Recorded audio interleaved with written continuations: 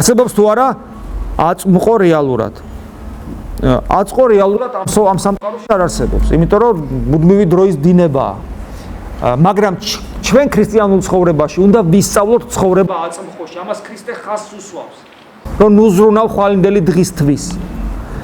ლოცვა შეუძლებელია თუ არ ისწავლე აწმყოში ყოფობა. ანუ შენ თავში არსებობს ეს აწმყო მარადისობის სახით, სწორედ მისით ხვდები დროის მდინარებას და მასში არსებობა და მასში ცხოვრება უნდა ვისწავლოთ. აუცილებელია.